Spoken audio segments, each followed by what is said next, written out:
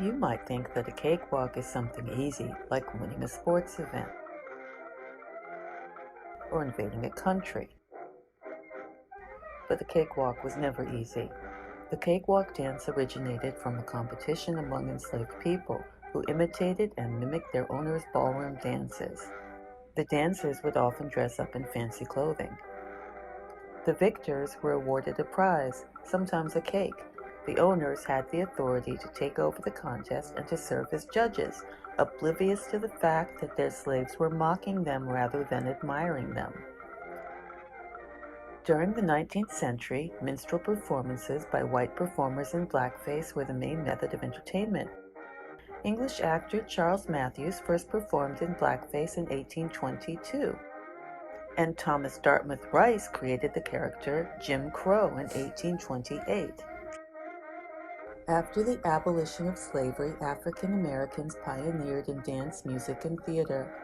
They frequently performed in blackface, which their white audience, familiar with comedic minstrel performances, found comforting. In turn, their white audiences began to imitate the cakewalk dance as it became popular around the world. Bert Williams and George Walker, performers who popularized the dance, sometimes referred to themselves as the two real coons, as a way of reclaiming the black identity that white performers had appropriated. In 1889, the cakewalk was showcased at the Paris World's Fair. It was the soul dance originating from the United States. The first ever cakewalk contest took place at Madison Square Garden in 1892 and became an annual occurrence. Cakewalk competitions were held throughout the nation, but were not always popular with the black community, who did not like the glorification of plantation life that was common in the minstrel era.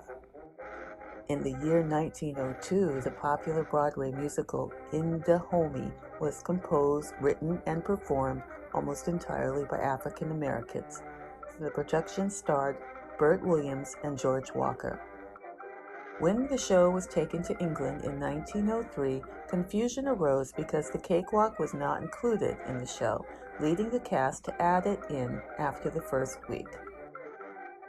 Ada Overton Walker was considered to be the queen of the cakewalk. Here is what she had to say. In dancing, all the muscles of the body are brought into play. Any effort or fatigue is concealed, the shoulders thrown well back, the back curved, and the knees bent with suppleness. The swing, all jauntiness and graceful poise must come from the shoulders, and the toes must turn well out. The tempo is between the two-step and the march 6/8 time.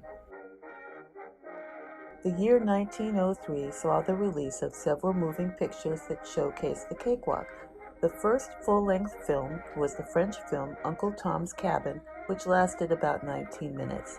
The movie starred white actors in blackface with black actors cast as extras.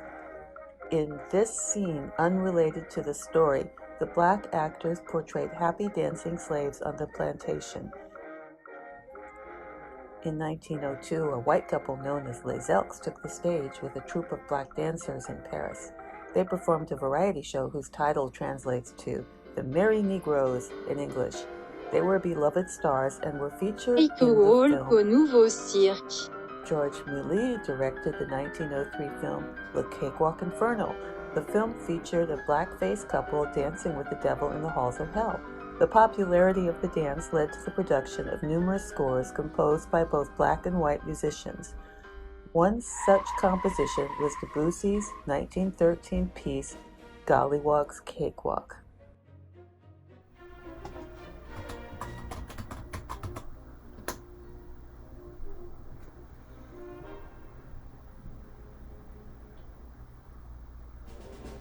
The Golliwog was created by Florence Kate Upton, who wrote several books featuring two Dutch dolls and a minstrel-inspired blackface doll that she played with as a child.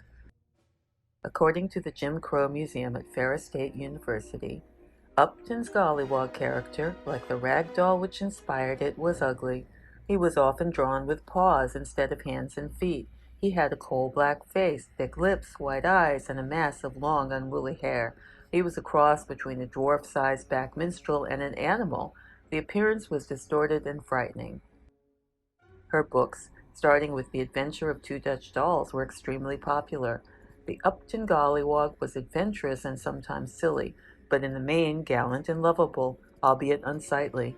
Later golliwogs were often unkind, mean-spirited, and even more visually hideous.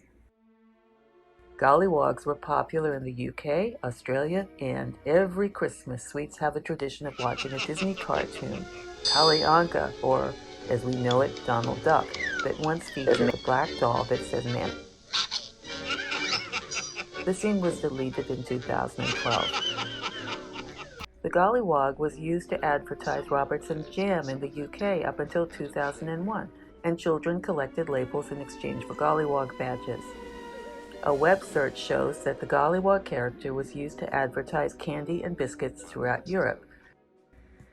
In 1944, The Three Golliwogs, a book written by Enid Blyton that is still extremely beloved to this day, was published. Then, the names of the Golliwogs were Golly, Woggy, and Now, the title of the book is The Three Gollies. Their names are Waggy, Wiggy, and Wally, and their favorite song is now unnamed. Then, their favorite song was 10 Little. The title that Agatha Christi originally chose for her 1939 mystery was 10 Little, which was the title in the United Kingdom where it was released. The title of the play was based on a popular children's poem and was at some point named to the presumably more appropriate title of an earlier counting song called 10 Little Indians, when the original title was too offensive for American audiences. The play was written by Agatha Christi about a group of 10 people visiting an island where they were slowly killed off. The title was also changed to 10 Little Soldiers at some point and is now known as Then There Were None. The original name was used overseas long after it was changed in the United States.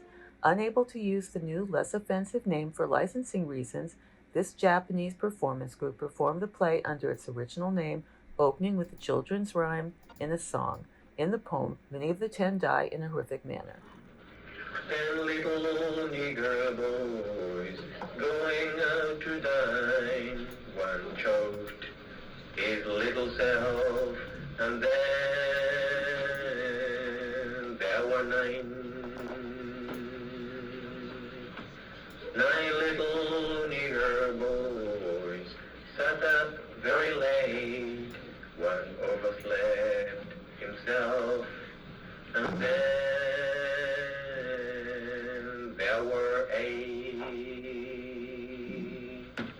8 little nigger boys traveling down to Devon. One got left behind, and then there are 7.